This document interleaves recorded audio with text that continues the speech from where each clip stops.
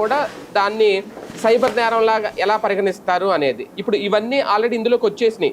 Social మీడియాలో విచ్చలవిడి స్వేచ్ఛ పెరిగిన తర్వాత ఖచ్చితంగా ఒక వ్యక్తి పెట్టిన పోస్ట్, అసభ్యకరంగా పెట్టిన పోస్ట్ అవతల వ్యక్తి పరువు పోయేలాగే పెడతారు. కాకపోతే ఇది నిజంగా నేరంగా పరిగణిస్తే రేపటి నుంచి ఇంకా కంప్లీట్గా సోషల్ మీడియాని కట్టడి చేయాల్సి వస్తుందా? ఇక సోషల్ మీడియాలో ఎవరో పోస్టులే పెట్టరు. ఇప్పుడు ఒక వ్యక్తి మీదన ఇంకొక వ్యక్తి మాటల దాడి చేస్తున్నాడు, దూషణలు చేస్తున్నాడు. ఇప్పుడు నా మీద కనీసం 100 పెట్టుంటారు. ఇప్పుడు ఆ 100 మంది మీద నేను ఆర్గనైజ్డ్ క్రైమ్ అని పెట్టాలి కేసు. పెట్టలేదు కదా. ఎందుకని? నేను మాట్లాడే స్వేచ్ఛ ఉన్నప్పుడు ఆడు మాట్లాడే స్వేచ్ఛ. కాకపోతే దూషణ ఉంది, దుర్భాష ఉంది, అది వాళ్ళ కర్మ. నేను ధర్మాన్ని నమ్ముతా, వాడు అధర్మాన్ని అంగీకరించాడా వాడి ఇష్టం. భగవంతుడు ఏదో ఒక రోజు నాటికి సమాధానం చెప్తాడు. అధర్మాన్ని ప్రోత్సహించి అన్యాయంగా మాట్లాడేవాడు, కేవలం కావాలని ఇలాంటి తప్పుడు చేసేవాడు వాడి కర్మానికి వాడే పోతాడు అని నేను అనుకుంటా.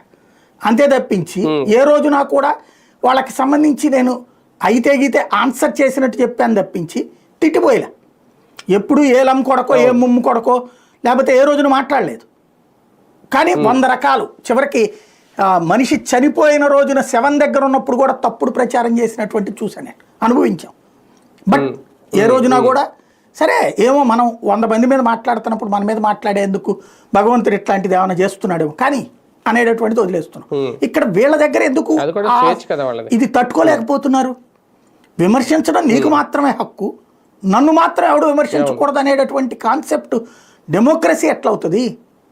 నేను చెప్పాను కదా, అధర్మం అనేటటువంటిది ఎల్లకాలం సక్సెస్ కాదు.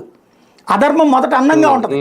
రావణాసుడు గొప్పోడు మొదట, తర్వాత ధర్మం వేటాడటం బిగిన్ చేశాక అధర్మాన్ని, అప్పుడు అతను అధర్మపరుడని లోకం నమ్మింది.